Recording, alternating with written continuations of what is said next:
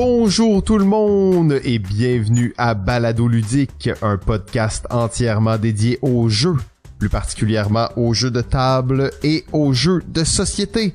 Aujourd'hui, saison 12, épisode 9,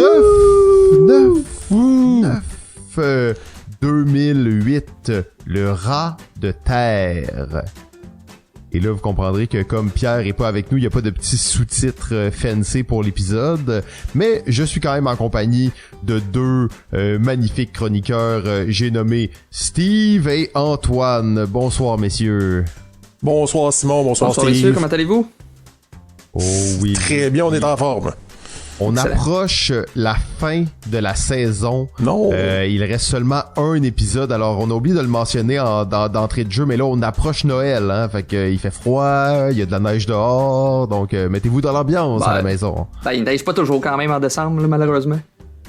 Ah, c'est vrai. Habituellement, à ce temps-ci de l'année, il neige pas. Vous comprendrez qu'on enregistre cet épisode un petit peu avant la date officielle. Donc, on sait pas exactement la température qu'il faut. Je me suis mis une petite laine, moi. J'ai froid. Ouais. Je m'en viens vieux, là. Les Toms, le café, la petite laine, c'est parfait pour un enregistrement. Ah non, une camomille, pas un café quand même. Oui, une camomille, c'est vrai, exact. À la François Legault, hein, c'est ça? Voilà. Excellent. Alors, ben, on est parti. Avant de se lancer un petit peu, on va quand même remercier les Patreons. Merci beaucoup encore une fois, les Patreons, de continuer de nous suivre dans cette aventure-là.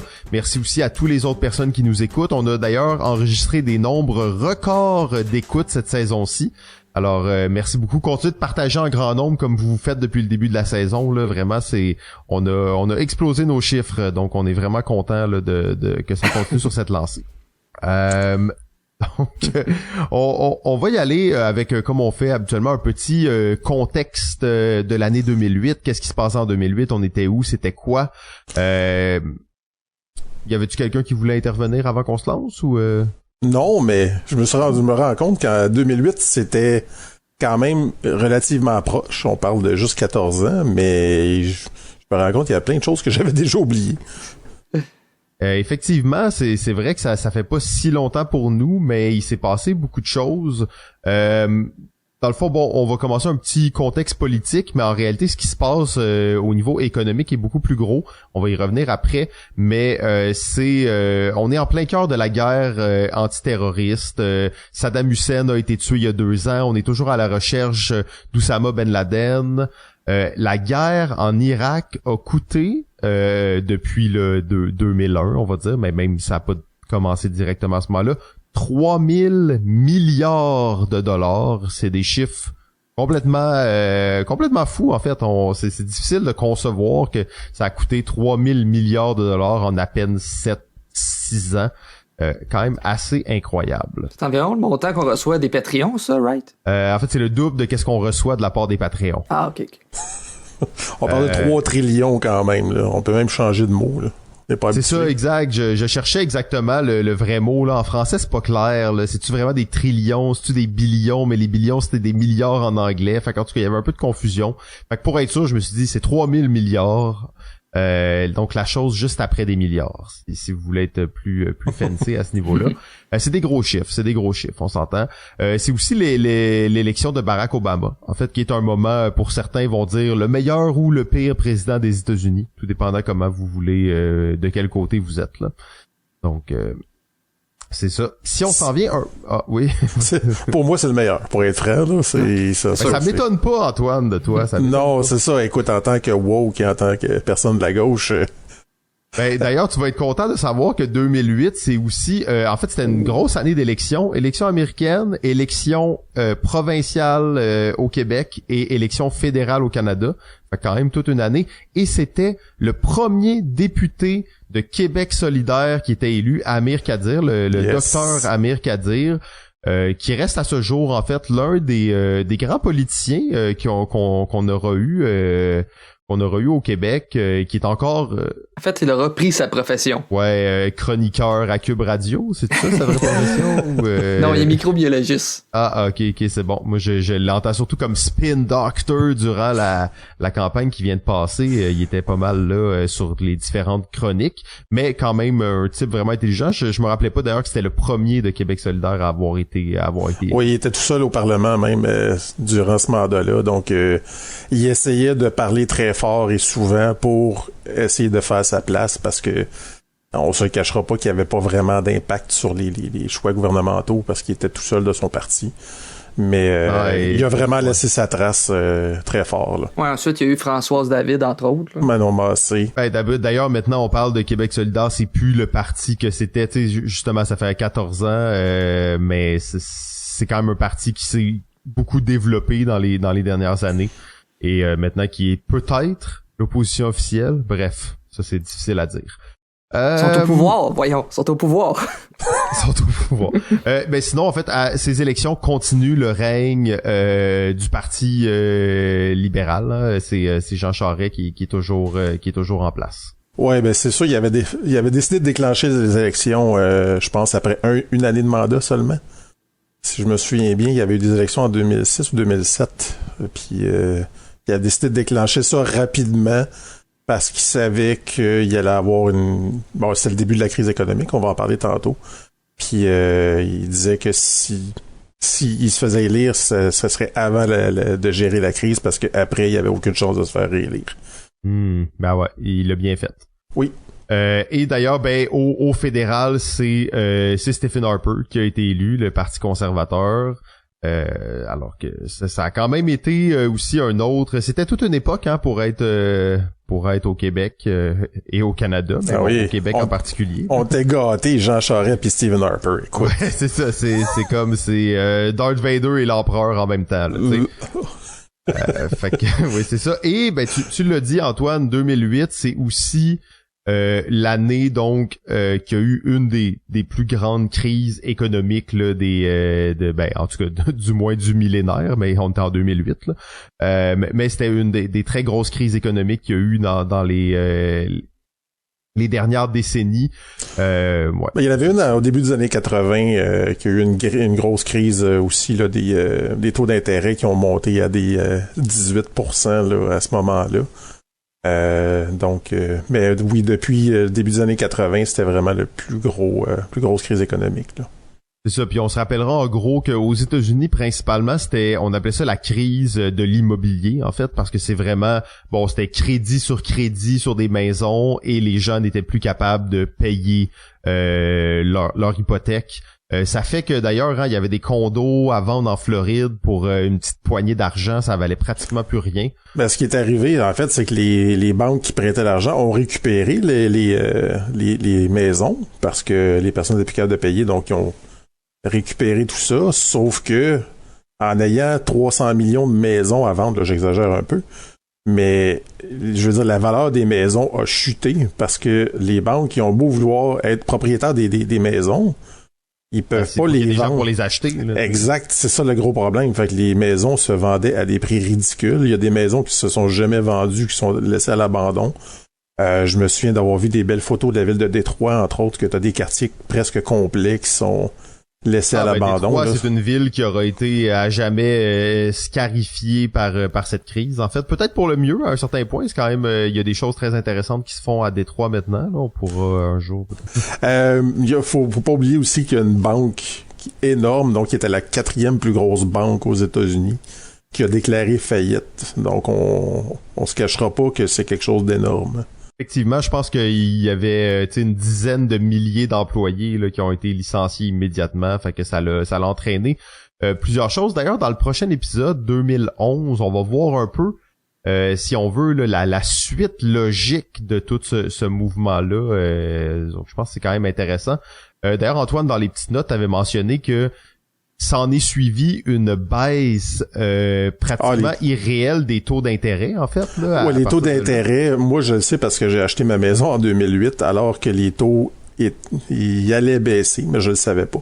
Il était normaux, là. Il était normaux, il était autour de 5%, et ça l'a chuté 2 mois après, là, autour de 2%, là, ça avait aucun sens.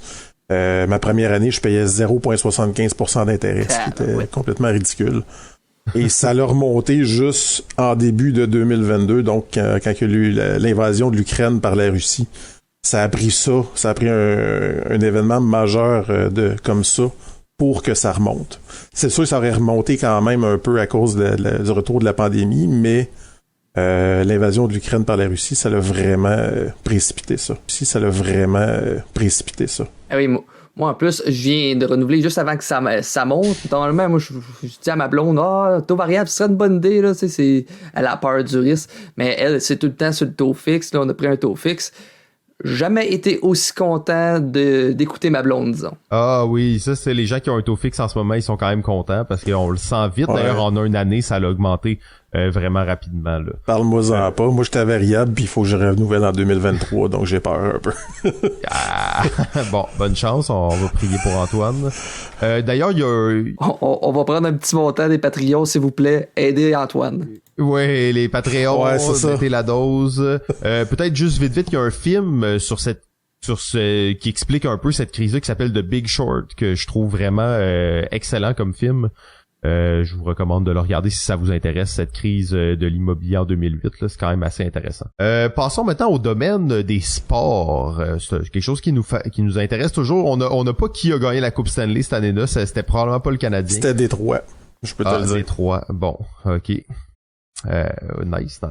J'ai toujours bien aimé les Red Wings. Moi. C'était contre qui déjà? Contre les Pingouins. Et Sidney Crosby. Ah ouais, dommage. Mais c'était-tu la deuxième fois que c'était se pognait en finale, ça? Non, c'est la première. C'était surtout les Olympiques de Beijing, alors en 2008, dans les très gros Olympiques qu'on a reconnus à cette époque, les Olympiques d'été. Et ça, moi, les Olympiques, peu importe ce qu'on en dit, je suis un fan fini des Olympiques, là. Je prends des congés au travail, j'ai 3-4 écrans en même temps, je regarde tout ce qu'on peut regarder sur les Olympiques. J'adore ça. D'ailleurs, en 2008, je crois que j'avais pris un VPN pour regarder sur le site de la BBC, parce que la BBC avait un site vraiment bien fait pour regarder les Olympiques, où tu pouvais justement avoir plusieurs écrans ouverts en même temps. Bref, c'était une année assez incroyable. Je vais te laisser, Antoine, parler de il y a 2 athlètes qui se sont démarqués en particulier. Il y a un certain Usain Bolt. Qui ça? Connais pas. Inconnu. Il était âgé seulement de 22 ans, on s'entend. Et il devient le premier à remporter le 100 mètres et le 200 mètres, donc les médailles d'or dans les 2 catégories. Depuis 1984, c'était Carl Lewis à l'époque. Cette année-là, il a même battu les records. Là, je pense pas que ce soit nécessairement aux Olympiques, mais durant l'année de 2008, il a battu les records du 100 mètres, du 200 mètres et du relais 4 fois 100 mètres avec l'équipe de la Jamaïque. Donc, à 22 ans... Ouais, sans trop forcer en plus. ouais, probablement. Alors, on s'entend que... Ouais, il a arrêté de courir à la fin, il regardait son voisin de droite. À 22 ans, c'est très impressionnant. Là, il a rebattu son record 2, 3, 4 fois probablement depuis. Là. Donc, tout un athlète qui va avoir marqué son époque, en fait, dans la discipline du 100 mètres. Et on a aussi Michael Phelps. Donc, Michael Phelps, qui est un nageur incroyable, qui nage dans à peu près tous les styles de nage, toutes les distances possibles. Donc, remporte 8 médailles d'or. 8 médailles d'or. Je le répète au ralenti, là. C'est quand même impressionnant. Je pense qu'il dans sa carrière, il y a au-dessus de 20 médailles olympiques. Ouais, j'avais vu un reportage, en fait. Le gars, Michael Phelps, était tellement fait pour la natation. Il y avait un torse qui était aérodynamique. C'était fou. Il y avait les mains tellement grosses. C'était quasiment comme des nageoires. Il y avait même j'avais vu les orteils un peu palmés. Ah là, il triche, là. Ah, finalement, c'est un mutant. Il était juste fou, tu sais. Il battait tout le monde par une grosse distance. Il a battu plein de records, en plus. Durant ces Olympiques-là. Ah non, mais c'était incroyable parce que, comme je vous dis, je capotais sur les Olympiques et c'était en Chine, fait qu'on avait un décalage horaire assez important. On se rencontrait chez des amis qui habitaient coin du métro Vio. On se rencontrait là et chaque soir, Michael Phelps remportait une médaille olympique. Bang, bang, bang. À chaque fois, j'arrivais le soir, on regardait ça, il remportait une médaille olympique, il se qualifiait pour la finale du lendemain. Il remportait une médaille olympique, il se qualifiait pour la finale du lendemain. C'était incroyable, en fait. Tu sais, j'en ai jasé avec des amis, là, tu sais, dernièrement, Serena Williams a annoncé sa retraite, puis on se demandait, est-ce qu'elle fait partie des top 10, justement, des plus grands athlètes de l'histoire? Et je vous dirais que, justement, cette année-là, est né 2 athlètes, Usain Bolt puis Michael Phelps, justement, que je trouve que c'était un consensus unanime, justement, autour de mes amis, qu'ils font partie du top 10, justement, des meilleurs athlètes de tous les temps. En tout cas, c'est clairement les meilleurs de leur profession. Ah, mais là, t'ouvres la porte, Steve, à quelque chose d'intéressant. Je veux pas qu'on dévie trop là-dessus, mais moi, une des choses que j'aime le plus faire, c'est des top 10. Et je pensais peut-être étendre éventuellement là Balado Ludique à une saison en alternative où on ferait des top 10 sur on aime ça, les top des 10. choses un peu en parallèle. Donc ça pourrait être intéressant peut-être éventuellement de faire ça. Là, je vois qu'on est rendu vraiment deep dans l'année 2008. Fait qu'on va continuer. Antoine, est-ce que tu veux parler? Oui, je veux parler de la musique. Je sais que tu voulais pas en parler parce que c'était moi qui avais ajouté l'information, mais en musique, on va assister à quelque chose de quand même surprenant au Québec. Les 5 premières chansons du top 100 radiophoniques, on s'entendra, sont occupées par des femmes. Donc, on parle de 2 chansons de Lady Gaga. On va censurer ça. On parle de une chanson de Katy Perry, on a Marie-Mé et on a Madonna. Donc, les 5 premières chansons sont faites par des femmes. D'ailleurs, Lady Gaga a sorti son premier album cette année-là, en 2008, qui a été un succès planétaire incroyable. Donc, les 2 premières chansons du top 100, c'est ces 2 chansons de Lady Gaga. Donc, ça veut tout dire. Poker Face. Entre autres, on a Katy Perry, en fait, qui a créé même une polémique chez les puritains aux États-Unis avec sa chanson I Kissed a Girl. Là, c'est peut-être qu'il y en a que ça leur dit rien, mais I Kissed a Girl and I Liked It. C'était la phrase principale de la chanson. Les puritains aux États-Unis n'aimaient pas ça parce que ça avait une connotation évidemment homosexuelle ou lesbienne. Donc, elle s'est fait beaucoup d'alliés dans la communauté LGBTQ, mais elle s'est fait beaucoup d'ennemis chez les ultra-religieux, on va se le dire. On a Marie-Mé qui est aussi en train dans une grosse montée. Là, elle commence à être reconnue comme une superstar au Québec. Donc, c'est vraiment la montée des femmes. On commence à assister, en fait, à un début de révolution chez les chanteuses féminines qui sont de plus en plus présentes, mais qui démontrent surtout une influence de plus en plus forte chez les jeunes adolescentes, utilisant leur podium pour lancer des messages de female empowerment. Donc, ça vous dit quelque chose. Ces jeunes ados-là ont aujourd'hui entre 25 et 30 ans. Donc, c'est un peu celles qui sont au centre des mouvements MeToo et des changements sociaux qui s'opèrent depuis quelques années. Donc ça, c'est mon analyse, mais c'est quelque chose qui est très logique dans un sens, parce qu'on regarde vraiment tous les changements sociaux qui s'opèrent, donc avec le mouvement MeToo, les LGBTQ+, et tout. On voit que ces personnes-là, cette génération-là, a eu une certaine influence externe, puis on se cachera pas que les artistes influencent beaucoup les adolescents, sans nécessairement qu'ils le sachent. Donc c'était pour moi quelque chose d'incontournable pour ces années-là. Ouais, ben faut puis les gens vont peut-être penser que je suis pas sérieux, mais moi Lady Gaga et Marie-Mé font partie de mes écoutes quand même régulières, et 2 artistes que j'apprécie beaucoup là, même si ça a l'air un peu Marie-Mé, moi j'ai 2 petites filles, et Marie-Mé, je dois dire que ça peut être une excellente influence pour les jeunes filles, parce qu'elle a justement des bons messages positifs, puissants pour les jeunes filles. Donc effectivement, c'est vraiment une bonne influence. Moi, j'aime sa musique. Donc, Marie-Mé a beaucoup aidé, je pense, au mouvement MeToo, là, était très impliquée dans la communauté. Peut-être moins aujourd'hui. Là, on a une autre qui s'appelle Roxane Bruno, là, qui est en train de monter en puissance aussi, qui est très, très forte chez la communauté LGBT. Mais d'après moi, elle va remplacer Marie-Mé d'ici quelques années, là. Ok, ben allons maintenant du côté du cinéma. On n'a pas beaucoup même que je regarde un peu nos affaires, c'est un peu maigre là, mais j'irai au moins avec c'est fou comment quand un acteur meurt, ses rôles et son talent gagnent en puissance. Mais je parle bien entendu de Heath Ledger qui sortait, en fait le film était même pas sorti. Dark Knight, il jouait le Joker, pour lequel d'ailleurs il aura gagné un Oscar posthume.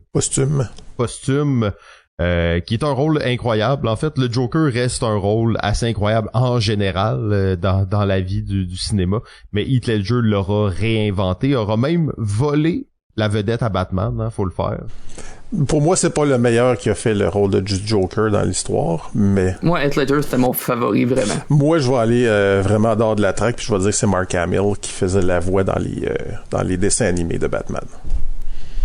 Ah, il est bon, Mark Hamill, mais c'est le Joker plus traditionnel, on va dire. T'sais, moi, ce que j'ai aimé d'Heath Ledger, c'est qu'il est allé à l'extérieur. Il aura redéfini le rôle du Joker. Est-ce que c'est le meilleur? Mais il y aura un point tournant avant et après Heath Ledger. Le Joker n'est plus le même. Son habit est beaucoup moins propre. C'est quelqu'un de beaucoup plus sombre, beaucoup moins jovial et coloré et tout ça. Il est beaucoup plus dark. Donc, c'est effectivement le personnage change complètement. Ouais, moi, Heath Ledger, ça reste mon favori. Là. Il a même fait les fameux chandails comme Why So Serious, justement, cette petite partie du film là, qui était vraiment marquant dans le monde du cinéma. Ouais, maintenant, vous pouvez acheter ce chandail au Walmart pour $5. Donc ensuite rapidement parce que là je me rends compte on divague là et on va parler de 2008 tout le long mais pas de jeu. Je veux parler de Tropic Thunder au moins. Tropic Thunder qui est sorti. Je suis un fan de Ben Stiller à la vie à la mort, un de mes favoris, acteur, réalisateur, tout le kit. Moi j'adore Jack Black aussi, juste parce que c'est un clown puis que j'adore. Mais le rôle qui est le plus important dans celui-là, c'est le rôle de Robert Downey Jr. Où il joue en fait un Australien blanc qui se prend pour un noir, donc qui joue un noir dans un film, dans le film. Donc c'est vraiment un rôle de composition assez complexe. Et je suis pas certain qu'aujourd'hui ça serait encore toléré ce genre de... c'est limite parce que ça joue tellement sur les tu sais c'est une satire de ça en même temps. Oui, là. Effectivement, ça dénonce les compagnies de cinéma qui vont embaucher des acteurs blancs pour jouer des rôles de noirs. Donc c'est effectivement c'est un peu une satire, mais pour moi Tropic Thunder c'est un film qui a pas la reconnaissance qu'il devrait. D'ailleurs le rôle de Tom Cruise dans ce film-là est absolument incroyable. En fait. Tropic Thunder, technologie quand même. Avant ça, vous aviez peut-être des BlackBerry ou moi j'avais un Palm Pre. Mais oui, exactement.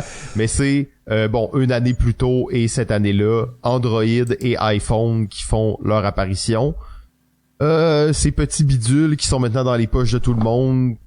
Peut-être l'une des plus grosses révolutions des 50 dernières années, je sais pas exactement, mais c'est difficile de se promener maintenant et de pas remarquer à quel point cet objet qui était si marginal et inconnu est maintenant la chose que tout le monde possède et tout le monde regarde de façon abusive. Fait que c'est quand même assez incroyable. On parle de téléphones, mais en fait c'est pas des téléphones, c'est vraiment des micro-ordinateurs portatif qui se rend dans une poche et que tu peux aussi utiliser comme téléphone. Ouais, en fait, j'ai ça quand le monde m'appelle là-dessus, moi. La règle, c'est que si tu m'as pas texté avant de m'appeler, il y a des bonnes chances que je réponde pas, tu sais. Je prends des notes. Oui. C'est bon. C'est aussi le lancement de Spotify. Spotify, une autre plateforme un peu controversée. On parlait de musique tantôt. Spotify, même si maintenant c'est comme, on va dire c'est normalisé un peu plus, ça fait quand même pas si longtemps. Il y a encore beaucoup d'artistes qui se rebellent contre Spotify. Leur redistribution des revenus est assez discutable, mais ça reste que c'est l'air, c'est ce qui a pas enrayé le piratage là, de musique, mais j'ai pas téléchargé une chanson depuis probablement 2010, en fait. Depuis que je me suis abonné à Spotify, là. Je n'ai pas téléchargé une seule chanson illégalement. Moi, je m'ennuie de Napster puis de LimeWire, voyons. Ben, en fait, avant ça, il y a eu iTunes qui est arrivé quand même, mais qui était la plateforme de... Donc, j'ai jamais eu d'iPhone pis de moi non de même, plus, mais c'était quand même la plateforme des iPods. Ouais, c'est ça. Je n'ai jamais acheté une chanson sur iTunes à $1. Ok, prochain point. Bon, Antoine et moi, on va pas se pogner parce qu'on a plus le temps. Là. On s'est déjà pogné avant l'épisode un peu. Mais c'est aussi Satoshi Nakamoto, le Bitcoin, le blockchain, a peer-to-peer economy, une vision, c'est bon, le lancement du Bitcoin et tout ce qui aura entraîné ça. Est-ce que c'est une bulle qui va éclater? Est-ce que c'est une révolution économique? Est-ce que c'est une révolution technologique? Est-ce qu'on attend juste l'ordinateur quantique pour que ça explose? Est-ce que c'est du hard cash, contrairement à ce qu'on peut retrouver à la bourse? Bref, je vais vous laisser faire votre propre opinion du Bitcoin, qu'on le veuille ou non. C'était et c'est encore quelque chose de majeur à notre époque. Moi, ça m'a surpris. Je pensais vraiment que le Bitcoin, ça va finir par mourir. Ben moi, ma prédiction, je l'ai dit tantôt à Simon, c'est que il va y avoir éventuellement une monnaie virtuelle mondiale, mais ça sera pas le Bitcoin. Ah oui, mais ça c'est correct. Vous l'aurez entendu ici en premier. C'est pas peut-être pas c'est pas grave si c'est pas le Bitcoin. Moi, je suis pas genre un défenseur ultime du Bitcoin. Je défends l'idée, le concept et ce que ça peut entraîner derrière. Après, le Bitcoin en tant que tel a plein de problèmes. Même on s'entend des monnaies virtuelles. Maintenant, il y en a des milliers. Il y en a pour tous les goûts. Le Dogecoin. Ouais, ben là, le Dogecoin, ça c'est 2018. Là. Maintenant, il y en a bien plus d'affaires fuckées que ça. Mais le blockchain aussi, qui est une technologie de validation de transactions qui dans les prochaines générations d'ordinateurs, la plupart d'informations qu'on va échanger va être communiquée par ce genre de technologie. Là. On peut parler aussi de la montée en force de Facebook. Depuis qui est depuis 2006, ça change énormément les relations sociales qui vont se faire de plus en plus en virtuel. C'est sûr qu'il y avait MySpace avant, mais MySpace était peut-être un peu moins ouvert, peut-être moins libre. Mais on commence MySpace, c'était des pseudos, c'était pas, tu peux pas facilement trouver des petites pages personnelles, ouais, c'est ça. Il y avait pas nécessairement d'espace public tant que ça. Donc on commence à un petit peu moins se parler déjà, on fait plus de textos, ça se passe de moins en moins en présence. Donc ça rappelle un peu les années 2020-2021. Mais on va de plus en plus en virtuel, même au niveau social. Ça, c'est quelque chose d'important que je vais ramener tantôt. On est rendu maintenant au cœur du sujet.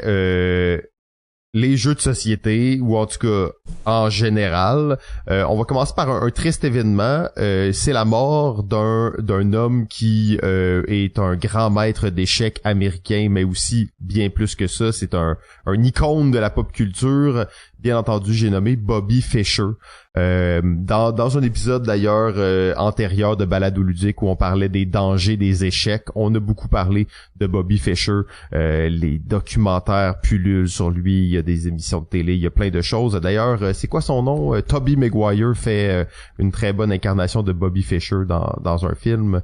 Bref, c'est l'année de son décès. Il n'aura pas joué une partie d'échecs depuis 25 ans, je pense, à ce moment-là. Ouais, en 92, sa dernière, puis avant 92, ça remontait à 1972. Ah, c'est ça. Okay. Puis en fait, c'était les deux séries contre Boris Spassky. Et le moment où il était en Russie et où il a fait un... Est-ce qu'il a fait un nervous breakdown ou... pas vraiment, on saura jamais vraiment qu'est-ce qui s'est passé, mais on peut dire qu'il est peut-être devenu fou à ce moment-là. Là. Moi, j'ai pour mon dire que la Queen's Gambit, c'était la meilleure. C'est aussi un autre triste décès, celui de Monsieur Gigax, co-créateur de Donjons Dragons. Dans la saison 10 de Balado Ludique, on a aussi beaucoup parlé de cet homme-là avec Pierre, Gary Gygax, qui était un des créateurs de Donjons Dragons. C'est un des hommes les plus influents, en fait, dans le jeu, si je mets le jeu at large, là. Parce qu'on s'entend que Donjons Dragons, ça l'a influencé les jeux de société, les jeux de rôle, les jeux vidéo. Ça l'a vraiment changé complètement la face du jeu, là. Sinon, le spiel cette année-là, Keltis, Oui, le spiel le plus méconnu, celui que personne n'a joué, qui est maintenant noté même pas dans le top 2000 sur BGG. C'était la version jeu de table de Lost City, si je me souviens bien. Ouais, mais c'est quand même l'année où Lost City de Board Game... En fait, je pense aux États-Unis, c'était Lost City de Board Game, ça se peut-tu? Parce que c'est la même année où Lost City de Board Game est sorti. Fait que je pense qu'il est sorti sous 2 noms différents. Oh, il me semble que c'était ça que j'avais cru comprendre. Oui, exact, c'est ça. Aux États-Unis, Lost City de Board Game et ailleurs dans le monde, Keltis. Autant Lost City est un bon jeu, celui-là, ce n'est pas le plus connu des spiels, mais c'était quand même le docteur Kenidia qui était, encore une fois, à son apogée, et il l'est encore d'ailleurs. Hein, je préfère nettement Lost Cities, le jeu de cartes, personnellement. Oui. Je pense pas que tu vas trouver beaucoup d'opposition pour ce débat-là, Antoine, malheureusement. Il va falloir qu'on s'assigne des rôles au début pour savoir qui va débattre la position, puis on va tirer ça à la courte paille. Dernière nouvelle, Cranium acheté par Hasbro à 77 millions de dollars. Donc la franchise Cranium. Pour ceux qui pensent qu'il n'y a pas d'argent à faire avec les jeux, si Hasbro claque près de 100 millions de dollars pour ça, c'est qu'il y en avait quand même. Ouais, ils ont acheté la franchise au complet, donc il y a eu quand même plusieurs remakes de Cranium. La série télé, tout le kit. Là. C'est un peu une franchise à la Trivial Pursuit, dans le sens que il y a beaucoup de spin-off, il y a beaucoup de projets. Ouais, puis même des jeux qui ont même pas rapport, là, puis des choses que c'est même ils pas font juste mettre le nom dessus, pis c'est tout, là. La marque, exact. On peut se lancer, je crois, 2008, l'année du Gateway Game. Oui, effectivement. Avec la crise économique qu'on a mentionné tantôt, donc on va chercher de plus en plus à publier des jeux de style Gateway pour avoir un public plus large, donc rentabiliser les investissements au niveau des publications. Si avant le jeu de société est un peu un hobby de niche, on va essayer d'élargir ça et d'aller chercher une nouvelle donc des nouveaux joueurs chez les personnes qui normalement ne jouaient pas à des jeux. Et c'est aussi... 2008, là, moi, je commençais à jouer à des jeux. Ça faisait 2 ans à peu près là, que je jouais à des jeux. Oui, et en fait, c'est l'arrivée en force même des jeux coopératifs. C'était pas les premiers, donc il y en a qui sont sortis avant. Donc, on pense peut-être à celui de Rainer Knizia, Seigneur des Anneaux. Mais c'est vraiment là qu'on va avoir Shadow of Camelot. Shadows over Camelot, ouais, qui est en plus de ça, qui a un traître en plus, là. Excuse-moi, je veux pas gâcher ton segue, Antoine. Je me rends compte que j'ai mis une note qui est comme pas à bonne place dans le truc. Fait que là... Vas-y. C'est que 2008, on va parler de jeux de 2008, puis vous allez voir, c'est une année incroyable. Mais c'est une année incroyable qui tient dans la paume de la main. Parce que, au-delà des jeux qu'on va parler, il y a quelques pépites, mais ça reste que c'est une année relativement sec malgré tout. Donc, il y a des gros jeux, des trucs forts, mais pas... Il y en a pas 50, là. Il y en a probablement pas 20. Donc, c'était quand même à noter parce qu'on dit 2008, année incroyable, on va voir tous les jeux tantôt. Mais à part ceux qu'on va parler aujourd'hui, là, vous allez voir que ça ratisse pas très large. Ouais, mais disons qu'ils étaient vraiment solides, les meilleurs. C'est ça, sont dominants, là, tu sais. Il y en a 10-12, là, mais c'est 10-12 très puissants, effectivement. Donc, je parlais des jeux de coopératifs, puis là, je vais faire mon segue. En parlant du premier jeu, donc, qui est le jeu Pandémie. Donc là, ça fait 2 ans qu'on parle de Pandémie. Ben oui, je sais, vous dites, oh, pas encore Pandémie. Ça? Non. En fait, Pandémie, c'est le premier gros succès original de Z-Man Games et de l'auteur Matt Leacock. Il a été en nomination au Spiel en 2009. Donc, il est sorti en 2008, donc nomination 2009. Mais, étrangement, il a même pas gagné. Il y en a qui seraient peut-être surpris. Il a perdu aux mains d'un autre jeu qu'on va parler plus tard. L'histoire de Pandémie... 2. Non, c'était pas Keltis, en fait. Keltis a gagné en 2008, mais il était paru en 2007, si je me souviens. Non, il était paru début 2008, effectivement.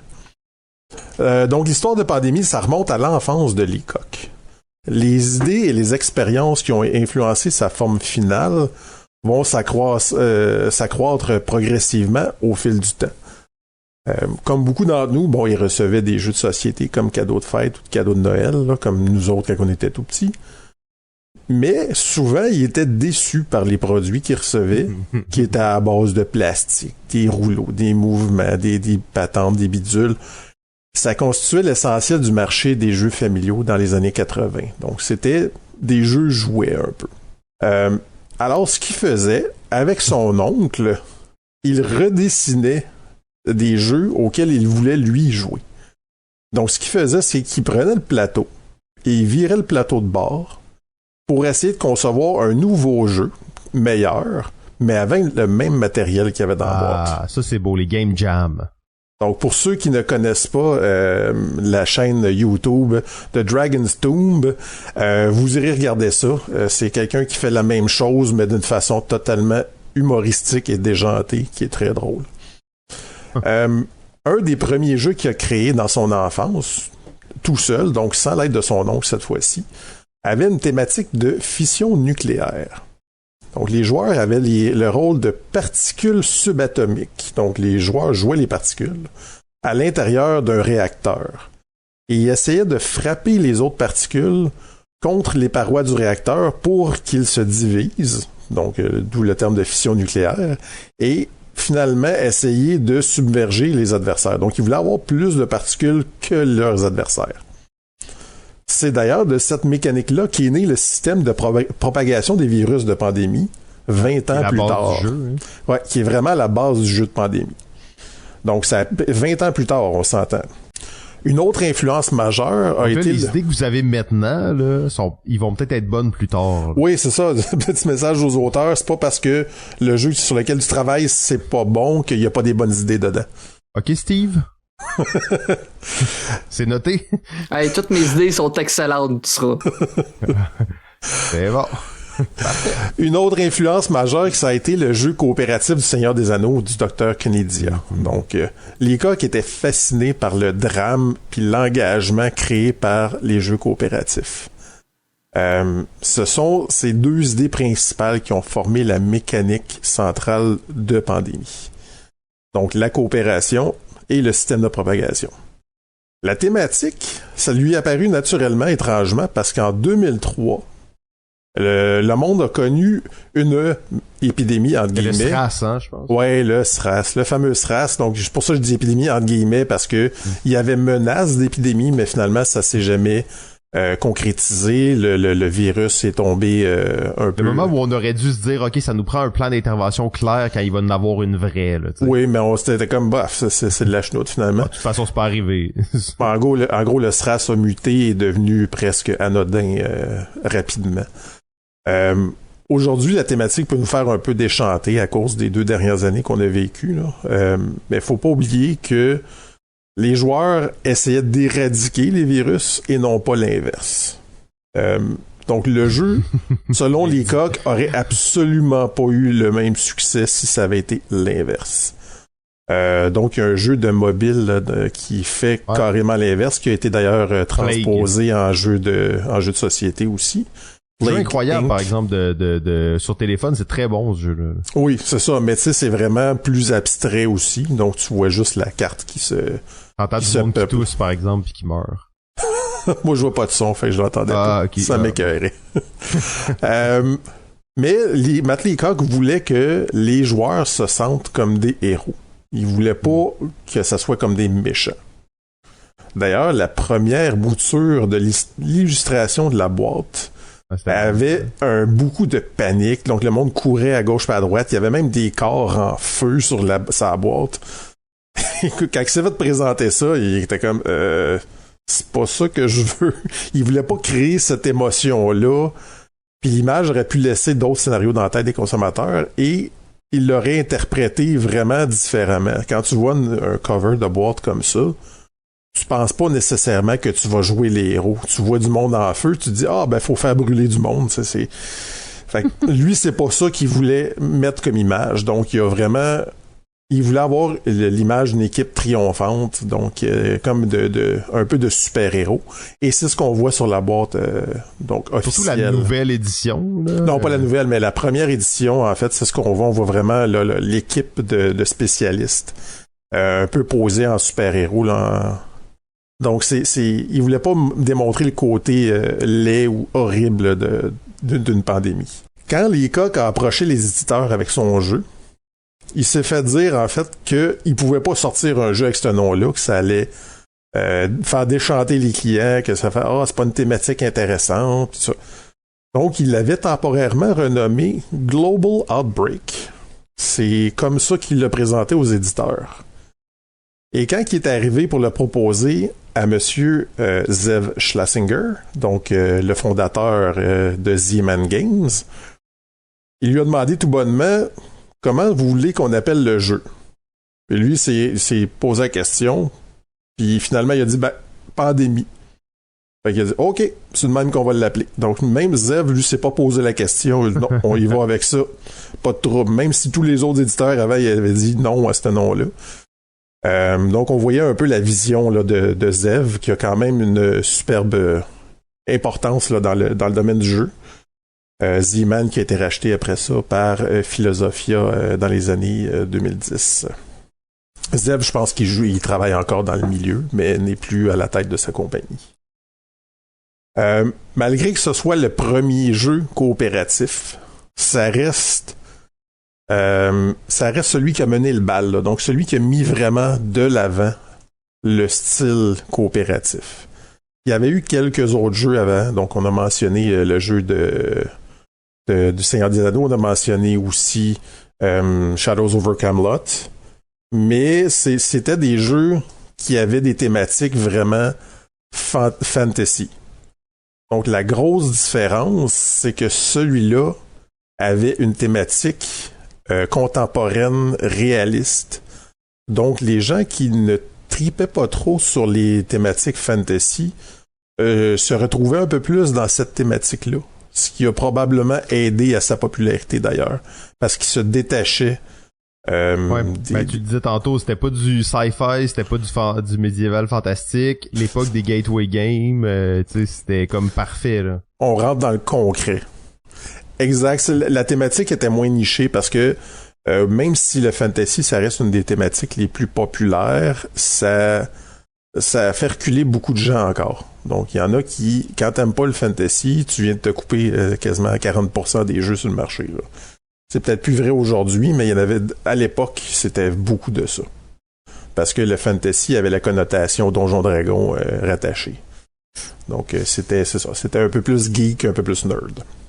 Ouais, puis là, pandémie, après ça, inutile de dire à quel point ça a eu de l'impact sur la suite, là. Je veux dire, ce jeu-là, c'est une des franchises de jeux les plus prolifiques, les plus mieux traitées de l'industrie aussi, là, qui continue d'évoluer puis de se propager. Oh. Puis en fait, au niveau des jeux coopératifs, c'est pas juste les jeux coopératifs, en fait, qui ont été influencés, mais même les jeux compétitifs ont été influencés par le mouvement coopératif. Les jeux compétitifs sont rendus, en fait, à partir de ce moment-là, on commençait à avoir moins d'interactions directes, moins de confrontations, tu pouvais plus nécessairement attaquer, donc évidemment, sauf les jeux de guerre et de confrontation, mais les jeux euro avaient souvent des mécaniques, donc d'interaction directe, et de plus en plus, on voyait que les autres jeux délaissaient ces petites mécaniques-là pour laisser place un peu plus à de l'interaction indirecte. Donc, c'est-à-dire on va courir les mêmes objectifs, il va y avoir une course pour aller chercher des objets. Donc, on veut avoir les mêmes affaires dans le jeu, mais il y a juste le premier arrivé qui va l'avoir. Donc, c'est de l'interaction indirecte. Puis là, c'est quelque chose de très drôle, en fait. Plus de 400 ans avant Jésus-Christ, on parle d'Hérodote. Hérodote a rapporté qu'il avait compris que le peuple de la Lydie, donc qui est un petit peuple là, dans le bout de la Grèce et de la Turquie, avait inventé des jeux de dés, d'osselets et d'autres sortes de jeux pour les aider à transférer, en fait, pas à transférer, mais à passer à travers une grande famine. Les gens jouaient pour éviter de se rappeler qu'ils avaient faim. Une journée, ils jouaient toute la journée. La suivante, il avait droit à un repas, donc ils mangeaient une journée sur deux.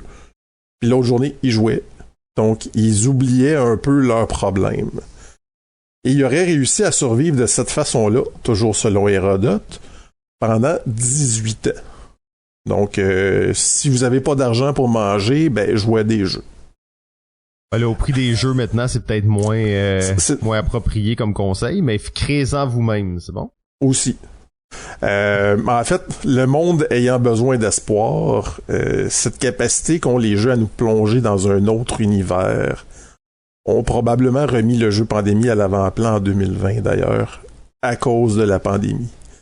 C'est drôle parce que dans les premiers mois de la COVID, donc mars, avril, mai l'année dernière, le nombre d'articles que vous pouvez trouver sur Internet qui parlent du jeu Pandémie est incroyable.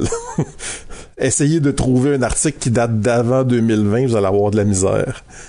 Et il y a même eu un gros boom des ventes de Pandémie et des jeux de société en général, mais Pandémie, ça a été vraiment marqué. Donc les gens voulaient un peu vaincre cette pandémie-là par eux-mêmes en jouant au jeu. Donc ça l'a aidé un peu à passer à travers les premiers mois, là, parce qu'apraprès 2 ans, là, tu joues au même jeu, je pense que tu finis par te taire.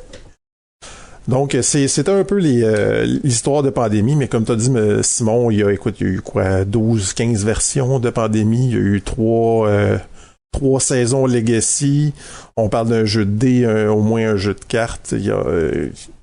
Non, il y a eu beaucoup, puis il y a eu beaucoup de travail, même dans le temps où Philosophia existait, il y avait, et même un peu après, il y avait beaucoup de travail pour organiser des genres de tournois de Pandémie, des activités spéciales. Il était dans les conventions avec un mode de jeu survival Pandémie, puis tu jouais en équipe de 2 contre plein d'autres équipes, puis il y avait quelque chose de vraiment... C'était une communauté active et il s'occupait du jeu, en fait. Il s'occupait de la franchise, là. Oui, effectivement, il y avait des championnats mondiaux de Pandémie à cette époque. Ça, j'avais bien aimé, j'avais participé 2-3 fois à ces activités-là. Le principe, si je me souviens bien, c'est que tout le monde partait avec le même plateau, les cartes dans le même ordre et tout était identique. Exact. Puis là, t'es séparé par des paravents, c'était en équipe de 2, t'avais 3 personnages, je pense. Puis, c'était les cartes étaient toutes prédéfinies, là, fait que tout le monde jouait la même partie de Pandémie, là. Ouais, c'est un principe intéressant, surtout dans un jeu coopératif, ce qui est quand même... Il l'avait bien trouvé. Là, les gars, je veux pas trop vous inquiéter, mais il va falloir peut-être peser un peu sur la pédale d'accélération, même si c'est très intéressant tout ça. Le prochain titre va être rapide à nous. Parfait, fait que on y va. On pourrait parler de Pandémie vraiment pendant 1 heure encore, là, fait que on a même pas encore commencé à parler du coronavirus. Fait que... Donc le prochain titre, c'est un jeu où est-ce qu'il a popularisé une nouvelle mécanique. C'est pas lui qui l'a lancé, c'est comme le 2e titre qui a lancé cette mécanique-là. Il a gagné l'As d'or en 2009, l'année suivante, dans le fond, les Spiels de Jarez qui a volé justement le titre à Pandémie. C'est un jeu, c'est la mécanique que je parle, c'est le deck building avec le fameux jeu Dominion. Le deck building qu'on peut mettre en français avec, dans le fond, la construction de paquets ou en fait la construction de l'eau, qu'on pourrait dire, Simon? Construction de potentiel. Gestion de potentiel. C'est de la fabrication de sacs. La fabrication de sacs. Mais bon. Ouais, c'est le problème, c'est que ça se brasse assez mal, les cartes dans un sac, hein. Disons. Donc, tu sais, il y a tout le... Tu sais, vous avez eu une discussion, justement, dans les jeux les plus influents, là. Vous avez parlé, justement, du fameux terme. J'aimais l'aspect que Pierre a parlé de gestion, puisqu'on va...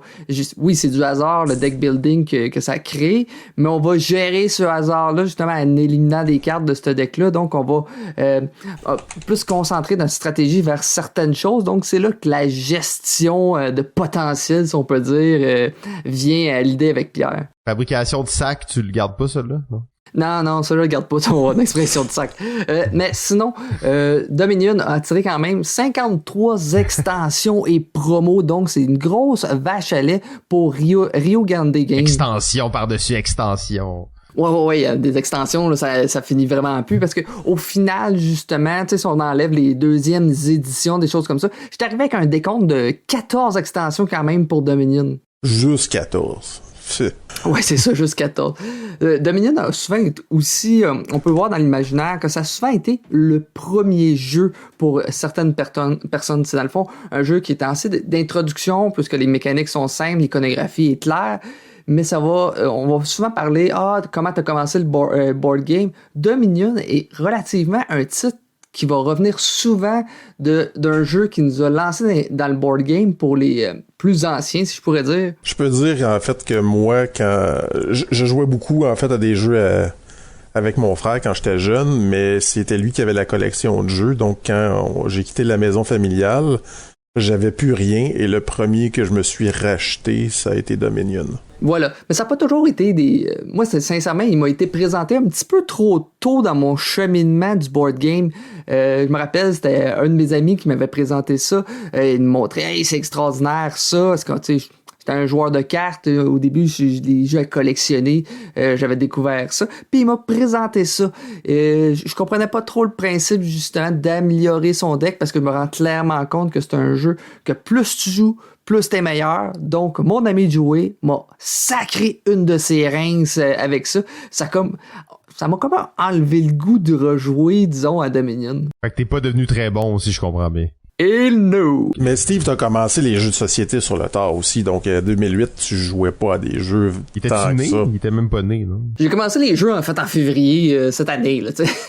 Donc, sinon, selon vous, pour faire une petite discussion finale, est-ce que Dominion est toujours d'actualité? C'est toujours un bon jeu d'introduction, selon vous? Ben, en fait, Dominion, c'est un bon jeu d'introduction, en fait, mais faut que ça soit bien présenté. Si vous jouez avec contre des nouveaux joueurs, ben essayez de pas les démolir parce que ça décourage des gens qui... En fait, c'est drôle si tu dis ça, c'est un bon jeu d'introduction en 2009-2010, tu sais. Maintenant, je l'utiliserai plus comme un jeu d'introduction Dominion. Non, le prochain que je vais parler, je pense que oui, Simon. Probablement plus, oui, effectivement. Mais il faut dire aussi que Dominion a créé beaucoup de petits bébés avec cette mécanique-là qu'il a popularisé dans le fond. Il y a environ, tu sais, aujourd'hui, il y a autour de 4335 jeux de répertoriés sur BGG qu'on parle de construction de l'eau, je vous dirais. Puis ça a quand même évolué pas mal, disons, l'aspect de construction de l'eau. Ce qui est le fun, c'est qu'on voit des variantes du deck building aussi. Donc, on parlait de construction de sacs tantôt, avec des jetons, style Orléans ou les charlatans. On a aussi donc du dice building dans le sens que t'as des espèces de poules avec des dés au lieu des jetons. Là, je pense à Roll for the Galaxy, par exemple, là, qui est un bon exemple. Donc, c'est vraiment des variantes qui découlent de ça. Le deck building étant peut-être plus facile à gérer au niveau du matériel.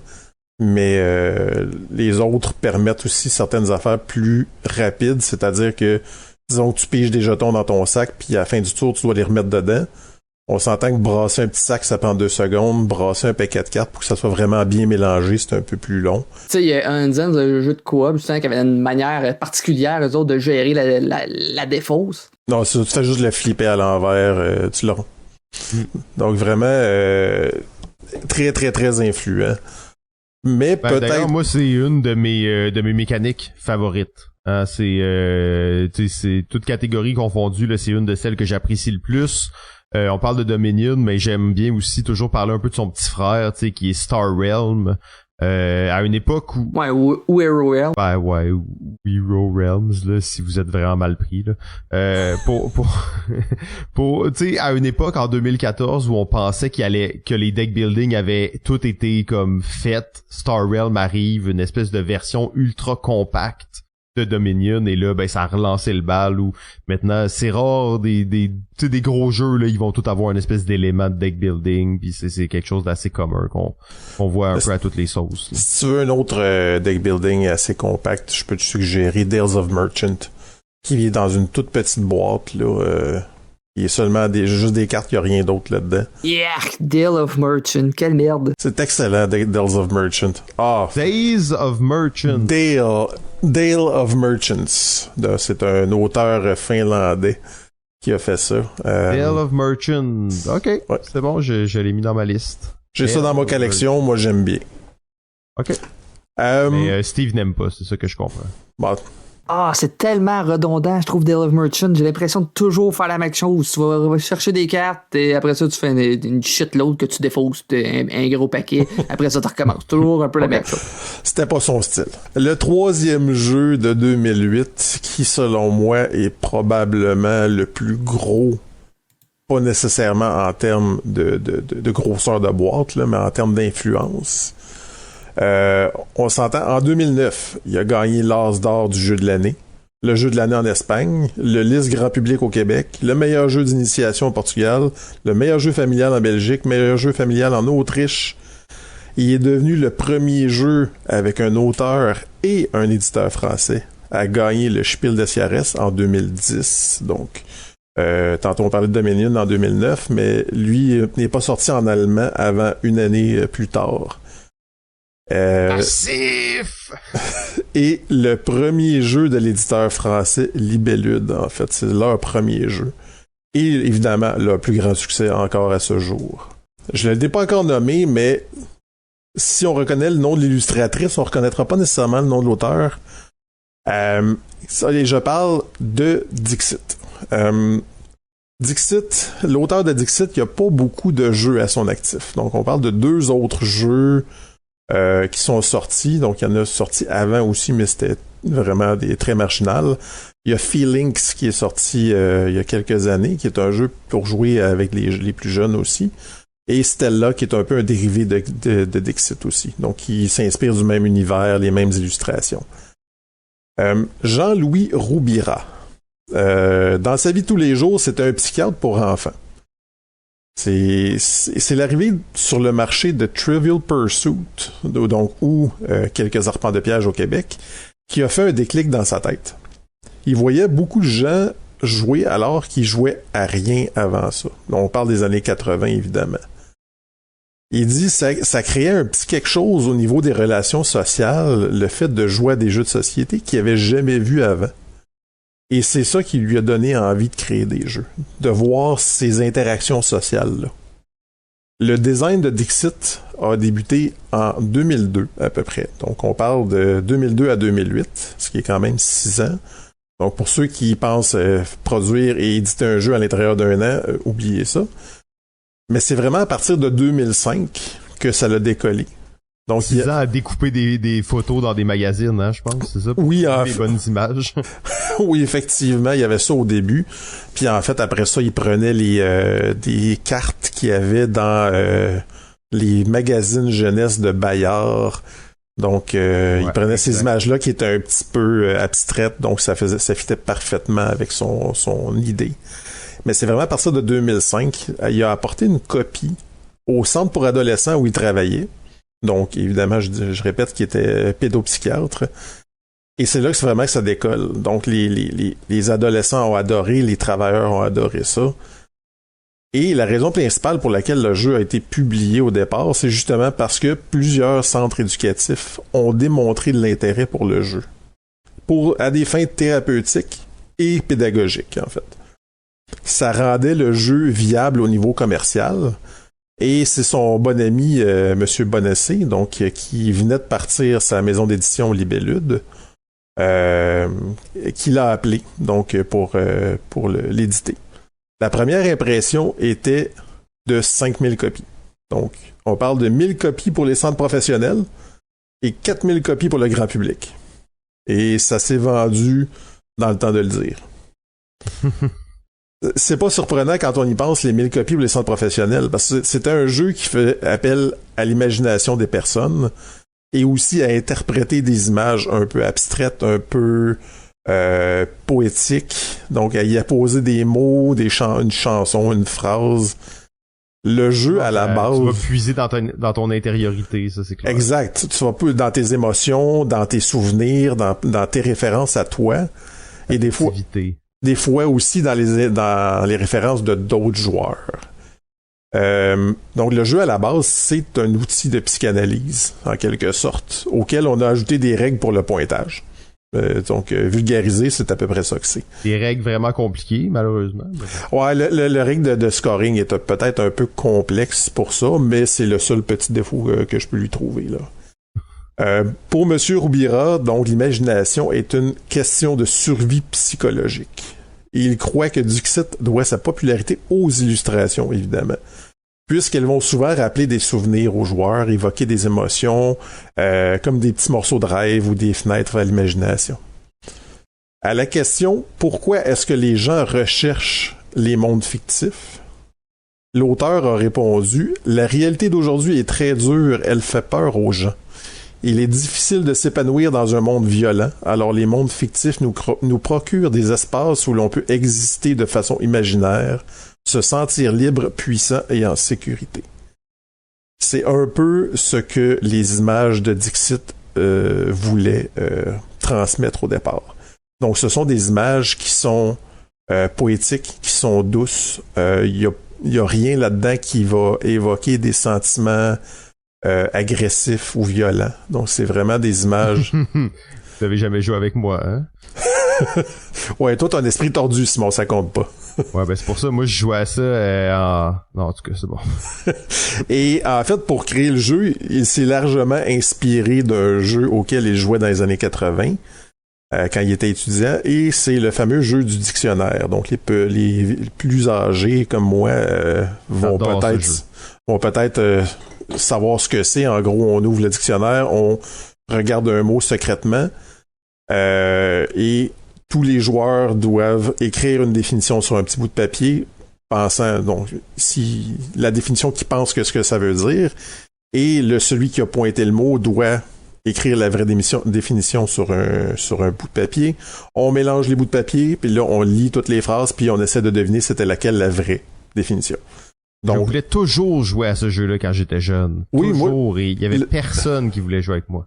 C'est très drôle parce que... Moi aussi, il y avait un jeu, c'était Malarski, je pense. Malarkey. Oui, c'est ça, drette ça. Ouais, Malarkey, c'était un peu la version simplifiée de ça, effectivement, ouais. Mais on regarde dans les mécaniques que c'est exactement ce qu'est Dixit, là. Donc, c'est juste que ils voulaient créer un jeu du même style, mais où les joueurs sont des créateurs ou des auteurs eux-mêmes sans avoir besoin de lire ou d'écrire. Donc là, on se retrouve à avoir des images plutôt que des mots. Donc, on n'a pas besoin d'écrire de définition ou de savoir lire. Le gros avantage de ça, pour lui, c'est qu'il pouvait travailler avec des jeunes enfants qui ne savent pas nécessairement lire ou écrire. Donc ça, c'était vraiment l'intérêt au niveau psychologique de ce projet-là. La montée en force de Facebook depuis 2006, qu'on a mentionné tantôt, MySpace qui est encore au sommet des réseaux sociaux en 2008, ce qui est quand même très drôle quand on y pense, parce que c'est complètement mort aujourd'hui. Les relations sociales commencent à se transformer, le social se virtualise. On se parle de moins en moins, on fait plus de textos du chat. Alors si M. Roubira voulait au départ rapprocher les gens en créant des jeux de société, je crois qu'il est arrivé au bon moment. Donc, à une époque où les gens commençaient à se distancer, lui a essayé de les rapprocher. Bien dit. D'ailleurs, ouais. Oui, vas-y. Ben, ce jeu-là, c'est un des jeux que j'ai le plus joué dans ma vie, là, justement, étant dans mon pic de jeux à cette époque et à toutes les parties de Noël, à toutes les rencontres familiales. J'apportais ce jeu tellement facile à jouer.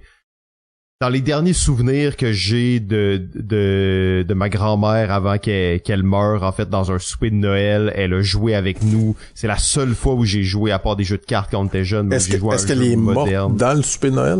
Non, elle est pas morte pendant. Quand même. Elle est morte en jouant à Dixit, finalement. Non, c'est ça. Mais c'est une belle mort. Je souhaite ça. Oui, à tout le monde. C'est la mort idéale, mort en jouant à Dixit. Mais les gens ont une fascination pour ce jeu, et je vous le dis, systématiquement, je faisais jouer ce jeu à des gens. Je les revoyais 1-2 semaines plus tard, ils me disaient « Hey, je t'allais acheter Dixit. C'était un jeu qui se transférait réellement. On parlait de pandémie tantôt, mais là, il y avait une contamination réelle avec Dixit. Là. L'affaire, c'est que c'est un jeu que tu peux jouer avec n'importe qui. Ah, c'est ça. T'as pas besoin d'être un joueur, tu t'as pas besoin d'avoir un certain âge, il y a pas de lecture, il y a rien, que des images. C'est vrai tellement accessible, et ça rend de bonne humeur. En plus, peu importe la langue qu'on parle autour de la table, avec Dixit, on parle toute la même langue en fait. C'est ce qui rend le jeu assez particulier. D'ailleurs, l'auteur, M. Roubira, il s'est fait poser la question, c'était quoi son plus beau souvenir de jeu de Dixit qu'il jouait? Et il a répondu que c'est quand il était allé à Gen Con, et que il jouait avec 6 personnes qui venaient toutes de pays différents et qui parlaient des langues différentes. Donc, il dit, c'est la beauté de la chose, ça rassemble tout le monde. Je vais aussi dire l'illustratrice, on va parler de Marie Cardois vite. Marie Cardua, donc l'influence sur ce jeu-là, elle est évidemment extrêmement importante. C'est une femme qui avait commencé des études en administration, donc au HEC en France, avant de changer d'orientation parce qu'elle s'est rendue compte que c'est pas ça qu'elle voulait faire dans la vie.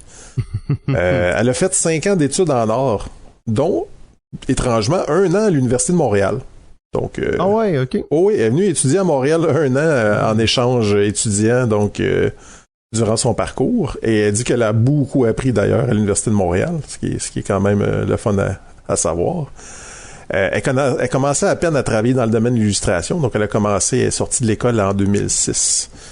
Et elle a obtenu le contrat pour Dixit parce que, comme tu as mentionné tantôt, Monsieur Roubira utilisait des images qu'il prenait dans des magazines pour enfants, donc dans les Bayard. Et quand il a approché justement Bayard pour pouvoir avoir les droits sur ces images-là, il s'est fait revirer de bord. Et ça l'a complètement jeté à terre parce qu'il pensait être capable... parce que lui, c'était les images de rêve là, pour lui. Oui, ça faisait déjà 2 ans que le jeu roulait avec le jeu, avec ces images-là. Puis après ça, il était plus capable de concevoir qu'il pouvait sortir le jeu sans ces images-là. Il était comme complètement au dépourvu. Donc, ils ont quand même mis une petite annonce puis sont tombés sur la candidature de Marie Cardua. Donc, elle faisait surtout des cartes postales avant ça. Mais avait toujours eu un penchant pour l'illustration jeunesse, donc les univers poétiques, dont son style pour Dixit était parfait. Ça a été une des raisons en fait du succès monstre de ce jeu-là, on se le cachera pas. C'est pour ça que probablement que les gens connaissent plus le nom de l'illustratrice que de l'auteur du jeu, ce qui est un peu quand même impressionnant. Donc mais Marie Cardua aimerait aborder un autre univers dans ses créations. C'est ce que j'ai découvert sur elle. Et c'est l'univers érotique. Ce qui est quand même loin de l'univers de Dixit. Ben non, je vous l'ai dit, moi, dans les dessins de Dixit, là, une carte sur 2, il y a des doubles sens, là. Mais c'est quand même très drôle. On est quand même assez loin de ce style d'illustration-là. Ça dépend comment elle est faite, là. Mais en tout cas, moi, dans Dixit, les références, les doubles sens, ils sont assez nombreux. Je te le dis que t'as l'esprit tordu, Simon. Peut-être. Tu vois des symboles phalliques partout, probablement. Peut-être. Donc, avec les superbes illustrations de Marie Cardua, donc on pourrait dire, en fait, que Dixit a pavé la voie pour les beaux jeux. Il en a fait un des premiers jeux à baser son marketing sur les illustrations et le visuel en premier. Donc, ça fonctionne parce qu'il s'est déjà vendu, attention, à plus de 11 millions d'exemplaires déjà. Oh. C'est énorme. Ouais. D'ailleurs, tu parlais de ça, mais il y a une entrevue en particulier là, que j'avais vu sur YouTube avec Jean-Louis Robillard où il parle du processus de la création des premières cartes de Dixit. Là. Et c'était tout un travail avec l'artiste là, où il faisait des centaines de versions de cartes différentes pour en choisir 2, 3. Il faisait beaucoup de sketchs, beaucoup d'idées. Il y a eu énormément de travail, surtout dans la première version. Après ça, j'imagine qu'il y avait une espèce de pattern. Même maintenant, les nouvelles extensions, c'est même plus la même. Je pense qu'ils sont allés avec d'autres illustrateurs, illustratrices qui ont fait varier. Mais au début, là, trouver des genres de double sens, mais que ça soit onirique en même temps. Puis je pense qu'ils ont fait beaucoup de travail de recherche et de sketch là-dessus. Ça reste que c'est un psychologue aussi, fait que lui interprétait les images du mieux qu'il pouvait et de plusieurs façons. Ça, c'est un symbole phallique. Ça, c'est le concept 2-dip refoulé. OK, ouais. Moi, je vous pose une question.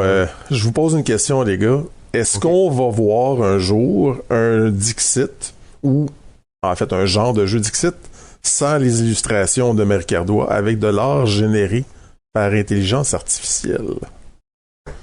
En fait, c'est drôle que tu parles de ça parce que moi, j'ai écrit à un groupe de programmeurs là en fait à une intelligence artificielle qui s'appelle Midjourney. Je sais pas si vous l'avez vu. Oui, c'est un des plus gros en fait. Un des plus gros en ce moment. Puis moi je leur ai écrit en leur disant j'ai une idée de jeu à faire avec votre intelligence artificielle. Est-ce que ça vous intéresse et tout. Ils m'ont pas répondu encore. Mais fait que je suis sûr que oui. Tu sais, la réponse est je suis sûr que oui. En fait, c'est écrit dans le ciel. Est-ce que ça va être bon? Ça va-tu être intéressant à suivre? Mais c'est sûr que oui. Et même au-delà d'un jeu comme Dixit, ça pourrait être un jeu bien normal que les dessins seraient faits par un AI. Là, c'est ce que je pense aussi. Mais la seule chose, je ne crois pas que Dixit lui-même va se lancer là-dedans. Je ne crois pas qu'on va voir un genre jeu. Dixit et extension 25. Ouais, genre extension Midjourney, là, genre je ne pense pas que Dixit va se rentrer là-dedans parce que la réputation de ce jeu-là est vraiment fondée en grande partie sur les illustrations de Marie Gardois. Et je pense pas que Libellud va tomber. Dessins, on en fait encore une bonne partie. Donc, mais je pense pas que Libellud va vraiment tomber dans le piège. Donc c'est. Mais bon, cette opinion-là va peut-être vieillir comme du lait, là. Mais je vais tenir mon bout pareil. Du lait d'amande ou du lait de vache? Ça vieillit aussi bien l'un que l'autre. Il y en a un qui devient du yogourt. Ils finissent par faire des motons, l'un et l'autre. Donc, c'est là-dessus que je vais terminer sur Dixit, mais effectivement, un jeu incroyable. Ah oui, qui va c'est un point tournant dans l'univers du jeu de société. Quand on disait 2008, on parlera pas de beaucoup de jeux, mais ceux qu'on va parler, ils auront eu un impact majeur en fait dans le monde du jeu. Sinon, on peut parler vite de d'autres jeux. Tu sais, il y a eu entre autres le classique Battlestar Galactica qui a quand même marqué son moment là, où est-ce qu'il y avait justement la mécanique de traite à travers d'un jeu. Là. C'est pas le premier, mais ça a été extrêmement populaire tout de même. Ouais, Shadows over Camelot qui avait introduit un peu la notion de traître. Par contre, la particularité qu'il avait, lui, c'est que, tu sais, on pouvait devenir un Cylon dans le jeu, mais on pouvait, dans le fond, changer d'allégeance pendant la partie. Donc, on essayait justement de s'aider si on n'était pas des Cylons, mais pas trop, justement, parce qu'on pouvait tomber dans l'autre équipe, qu'on voulait pas se nuire à long terme. Tu sais, c'est un jeu c'est un jeu de quoi? 2 à 3 heures à peu près? C'est 3 à 5 heures, ouais, c'est puis pas l'aspect petit fou comme aussi jeu, du jeu, c'est justement au niveau de la revente du jeu, où est-ce que ce jeu-là a pris une valeur assez astronomique, là. Même les extensions, ils se vendaient à un prix de fou, là. On en trouvait facilement, justement, au-dessus de 100$, alors que c'est un jeu, je pense, qui se vendait à 60$, mais dans l'usager, justement, ça avait boosté les prix en fou. Autour de 100$, il y en a souvent qui se vendent 200, effectivement. Mais en fait, la raison pourquoi il se fait plus, c'est juste à cause de la propriété intellectuelle. Donc, ils ont plus les droits sur Battlestar Galactica, mais ils ont refait une version... Ouais, la version Cthulhu. Ouais, Unfathomable, donc l'insondable, qui est sorti, je pense, l'année dernière, en 2021, qui a évidemment une thématique de Cthulhu. Quelle surprise! Parce que tous les jeux de Fantasy Flight ont des thématiques de Cthulhu. Parce que Cthulhu, c'est libre de droit. Et oui, depuis à peu près 15 ans, 20 ans, je pense, c'est libre de droit. Et ça marche-tu bien? Parce que je sais que un des attraits de Battlestar Galactica, puis c'est que la thématique, les gens qui trippent sur la série vont encore plus aimer le jeu, ou vice versa, les gens qui vont jouer au jeu vont découvrir la série par la suite et vont comme vouloir rejouer. Je pense qu'il y a quand même aussi ce côté où c'est tellement bien imbriqué. Tu sais, là on voit ça, c'est une franchise. Maintenant c'est tellement classique de voir des jeux qui sont issus de franchises, mais là à ce moment-là c'était vraiment le but de s'inspirer de cette histoire et de la transmettre dans un jeu, mais pas juste plugger une thématique sur des mécaniques. Là. Encore une fois, en plus, Battlestar Galactica, on me l'avait présenté ben trop de bonheur. Là. Je sais même pas si j'avais joué à Dominion justement à ce moment-là, puis on m'a présenté Battlestar Galactica. C'était complètement over ce que j'étais capable d'absorber comme règle. C'est qui ce gars-là? On va le wedger, là. On va faire un beau salut à mon ami Joey. Ah non! Il va falloir censurer son nom. Bébé! Joey, franchement... Joey. Bon, on va passer des prochains jeux. Là. Antoine, je pense que t'en as d'autres jeux. Là. Oui, ben en fait, j'en ai 2-3, moi, que je veux mentionner.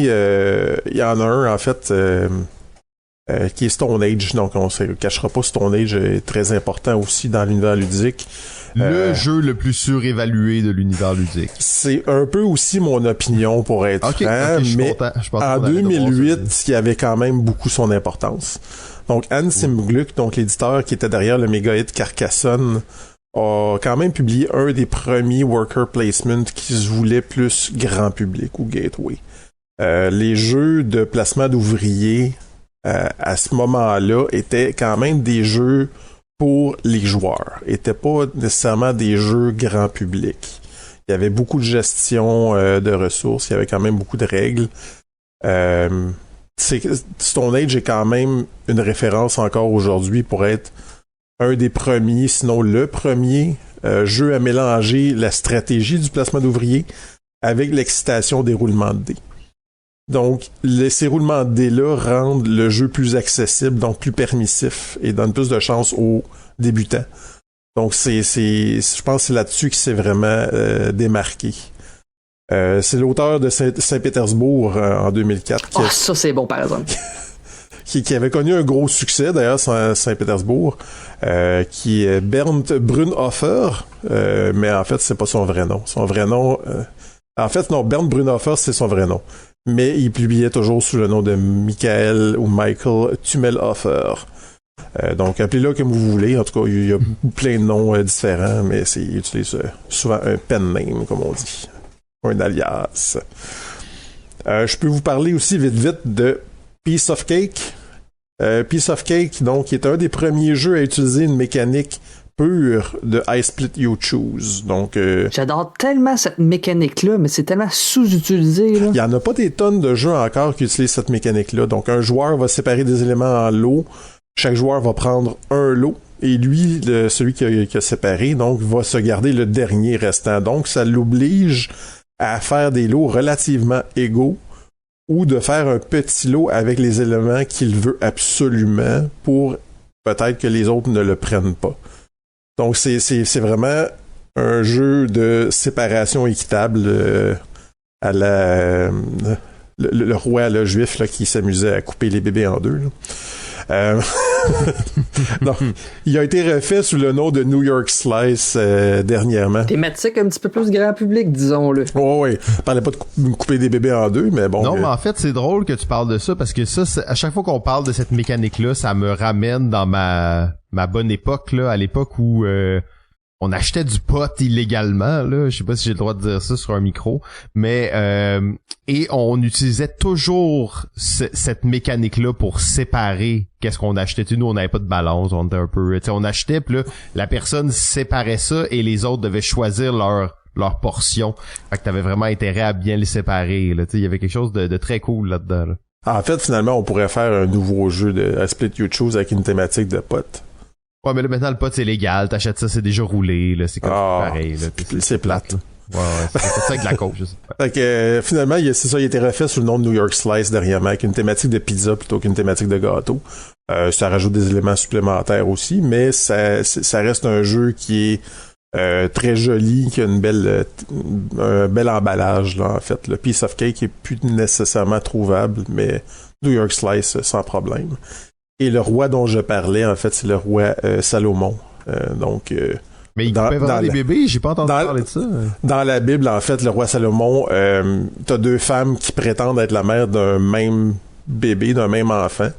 Et la solution que Salomon trouve, il dit, c'est de couper l'enfant en deux, puis d'en remettre la moitié à chacune des femmes. Comme ça, les deux vont être contents. Choisit la moitié. Y a-tu choisi la moitié, là? Ou tu veux juste nous raconter des affaires morbides, là? En fait, il le fait pas. Il donne ça comme solution, puis en fait, la vraie mère... C'était même pas une des deux, c'est ça?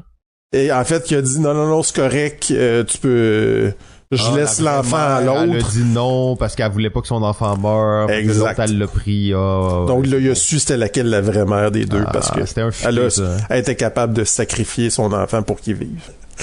Alors, c'était Piece of Cake. Sinon, on peut pas passer sous silence. Selon moi, le meilleur jeu de Uwe Rosenberg. Lancez-moi des roches si vous êtes pas d'accord, mais moi, c'est le Havre. C'est Pitch une roche virtuelle.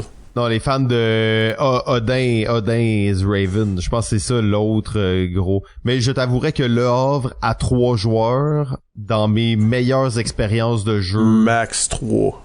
À 3. Le Havre à 3, je le joue à 3 seulement. et c'est dans les meilleures expériences. C'est quand même épique, hein, quand même, ça dure pas non plus 20 minutes, là, fait que... Ah, moi, je l'adore à 2 joueurs, là. Il y a une petite tension, justement, de pousser sa change. Quand est-ce qu'on va prendre le lot de poissons qui traînent pour se préparer à la fin du tour, là. À 2 joueurs, justement, c'est tellement fluide, là. Les tours passent vite, justement, c'est back and forth, c'est vraiment trop excellent. Ouais. J'ai jamais joué à 2. C'est un jeu 2-5, mais il devrait pas se jouer à plus que 3. Non, je l'ai jamais joué à 2. Et que serait un jeu de Rosenberg sans qu'on doive nourrir nos fameux ouvriers, justement, à la fin, où est-ce qu'il y a une bunch de nourriture qu'il faut donner, puis on n'est jamais prête, justement. Ah, c'est pas trop, je suis pas prête.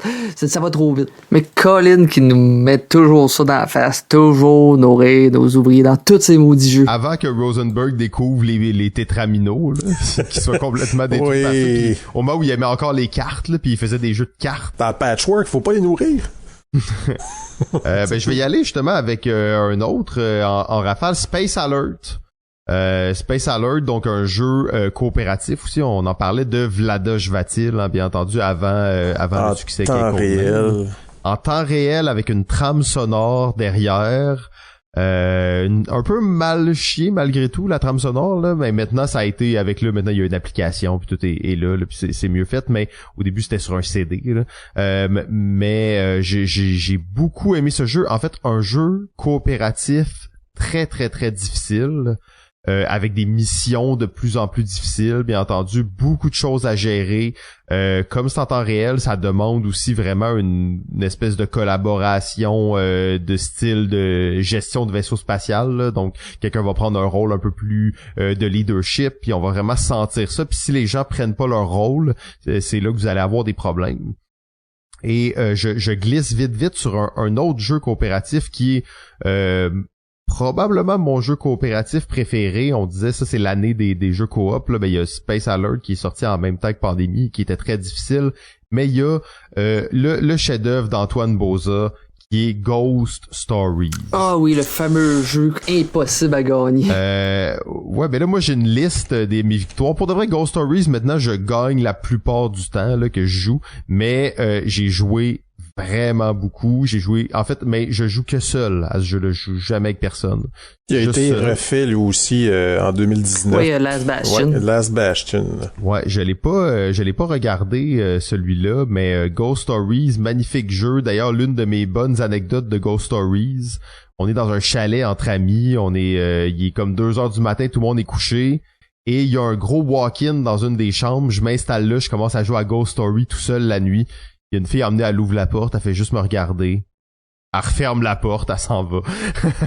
Ça reste moins pire que t'as pas en train de te branler dans le walk-in. Ouais, c'est ça, exactement. Mais j'adore ce jeu tellement intelligent, tellement simple et surtout excessivement difficile. Un jeu qui nous transmet la peur, hein. Parce que tu te fais défoncer par des monstres et sortis d'outre-monde. Mais vraiment très très bien foutu comme jeu coop. Je suspecte que le remake, en fait, a été fait en partie parce que la thématique originale était une thématique chinoise et qu'ils voulaient plus trop rentrer dans l'appropriation culturelle. Mais je pense qu'en tant que tel, niveau gameplay, c'est le même jeu. Ils ont changé quelques règles, je pense aussi, là. Ils l'ont peut-être un peu rendu moins compliqué à gagner, moins difficile, en fait. D'autres jeux importants de cette époque-là qu'on va juste mentionner vite en rafale, Formula D. Vite là, tu peux pas nommer Formula D. Formula D, écoute, c'est un jeu de course de voiture avec des dés polyédriques. C'est vrai. Je prépare encore l'épisode où je vais vous parler de Formula A, qui est le remake maison de Formula D auquel on joue. Là. Ouais, la fameuse version Grand Prix de Simon. Ouais, puis les règles modifiées, il y a plus d'affaire de rouler la résonance de ton moteur, oubliez ça, c'est de la merde. Il y a aussi le jeu Fauna qui était sorti en 2008, donc un jeu de Freedom and Freeze. Qu'il avait fait pour sa douce femme, pour conquérir sa douce moitié. Là. Mais finalement, il s'est séparé après. C'est ça, elle a pas aimé ça, je pense. Il y a aussi le jeu jouet Tok Tok Woodman qui est sorti cette année-là. C'est quoi ça? Tok Tok Woodman, c'est un jeu, donc c'est une espèce de pile de d'anneaux, je dirais, qui sont empilés. Ça fait une espèce de pilier qui représente un arbre, en fait. Puis t'as des morceaux d'écorce qui sont comme rentrer par les côtés. Et pour pouvoir les faire tomber, tu dois taper avec une espèce de petite hache en plastique sur l'arbre pour que les cercles se décentrent, donc se déplacent un peu. Et comme ça, les morceaux d'écorce peuvent tomber vers le bas. Et Smashing It Korean Game. Donc, c'est ça, c'est Justin Ho qui avait fait ce jeu-là. Il a été ressorti à plusieurs reprises, donc c'est Korea Board Games qui avait sorti ça au départ, mais au Québec, on a eu une version faite par Foxmind, si je me souviens bien. Donc, je pense qu'il s'appelait Tac Tac Jack ou Click Woodman, Tac Tac Jack, ouais. Ou Click Clack Lumberjack. En fait, même Korea Board Games a fait une version, donc c'est un mineur au lieu d'être un Lumberjack. Qui s'appelle Bling Bling Gemstone, donc qui est très joli visuellement par exemple. Et au lieu d'avoir une hache, t'as une pioche, mais ça reste le même jeu au départ. Et il y a aussi eu un remake qui était supposé sortir par Kickstarter, mais qui s'est fait montrer la porte assez rapidement, qui s'appelle Bamboo Bash. Qu'une compagnie américaine, si je me souviens bien, c'est-tu Mayfair, ou la nouvelle compagnie qui a remplacé Mayfair Games, qui a essayé de sortir ça, parce que ils avaient perdu la licence pour Tok Tok Woodman. Donc, ils ont voulu faire leur copie de Tok Tok Woodman, qui était à peu près la même chose, et ça s'appelait Bamboo Bash. Mais ça n'a jamais levé parce que les gens se sont groupés pour justement le descendre et le dénoncer comme étant un rip-off. D'ailleurs, dans un épisode de balado ludique antérieur où on parle des droits d'auteur sur les jeux de société, on parle de ce cas-là un petit peu plus en détail, là. Oui, ça a vraiment... La campagne Kickstarter a été retirée. Les gens lui ont donné des notes de 1 sur BGG à n'en plus finir. Donc, il a un peu perdu sa réputation avec des jeux qui étaient pas très bonnes. Là, mais Fair Games faisait un peu des jeux poubelles.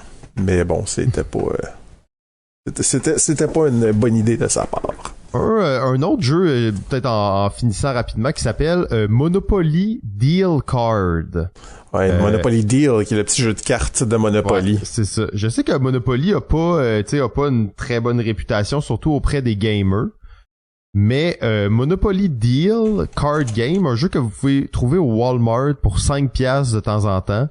Je vous dis, si vous trouvez ce jeu, ça vaut la peine de le mettre dans votre collection. C'est un tout petit jeu de cartes qui s'inspire de l'univers de Monopoly, donc on va acheter des propriétés, essayer de les vendre, mais qui fonctionne très bien en fait, qui est une belle variation, un beau petit jeu de cartes qui est juste inspiré de la franchise de Monopoly, designé par une autrice d'ailleurs qui a pas fait grand chose d'autre, mais j'étais quand même étonné de voir que c'était une autrice qui avait travaillé là-dessus.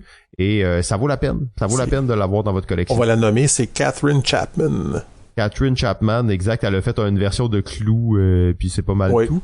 Mais c'est une version qui dure 12 heures aussi, ça? C'est 15 minutes. Puis c'est très cool, en fait. Pour de vrai, c'est les premières fois que j'avais vu ça, j'étais comme puis finalement, je l'ai trouvé au Walmart pour 5$, puis j'étais content. Oui, c'est sérieusement entre ça puis Uno, je préfère ça de loin. En même temps, le Uno, c'est vraiment dur à battre. C'est ça puis un coup de pied dans les gosses, je préfère ça à 100%. Le choix est facile. Donc, c'est-tu là qu'on va remercier les Patreons? Ouais, merci beaucoup les Patreons de nous permettre de ne pas se faire violence à nous-mêmes. Alors, c'était 2008. Comme vous avez vu, pour de vrai, là, je vous disais au début, on a pratiquement nommé tous les jeux qui sont intéressants sortis en 2008. Là. Désolé si on n'a pas nommé un jeu que vous aimez en 2008. Là, c'est pas pour faire de la peine. Mais ça reste que c'était une époque où il y avait beaucoup moins de jeux qui sortaient. Mais 2008 est une année de titan dans le monde du jeu. Pourtant, on a de la misère à sortir 15 jeux qui sont bons, tu sais, en 2008. Mais des jeux qui auront marqué à jamais leur époque. Merci les Patreons, merci à tous. Si vous appréciez nos épisodes, n'hésitez pas à partager, c'est la deuxième chose la plus utile pour nous. Et on approche la fin de la saison. Bon, on n'avait pas de party de fin de saison. C'est la première fois que Balado Ludique n'a pas de party de fin de saison. Mais peut-être que la saison 13, ça va juste être un gros party de fin de saison. Un épisode de 15 heures d'une shot qu'on va couper. Fait que ça fait quelques fois que je fantasme un peu sur cet épisode complet là, enregistré d'une shot. Est-ce qu'on va réussir à le faire, à voir là, si on a la force avec nous dans les prochains temps.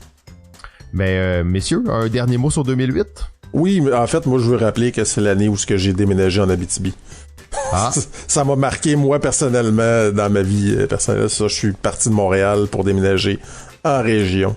Donc, tu regrettes pas ton choix? T'es heureux absolument là-bas? pas. Oui, moi, de mon côté, je suis rentré à l'Université de Montréal. Et j'ai sorti de l'Université de Montréal la même année. L'année que t'es rentré et sorti de l'université. Bon ben, mesdames et messieurs, et tous les autres, c'est la fin de cet épisode. Je vous souhaite une très bonne journée et on se retrouve la semaine prochaine pour l'année 2011 qui sera le dernier épisode de la saison 12. Ciao tout le monde. Bye! Juste un dernier mot. J'ai dû faire cet épisode-là une deuxième fois parce que mon enregistrement audio n'avait pas fonctionné puis ça nous tentait pas de refaire ça. Donc, j'ai dû m'enregistrer la voix par-dessus tous les commentaires de nos deux amis. Donc, j'espère que vous avez tout de même apprécié cet épisode-là qui était excellent. Donc, ciao à vous.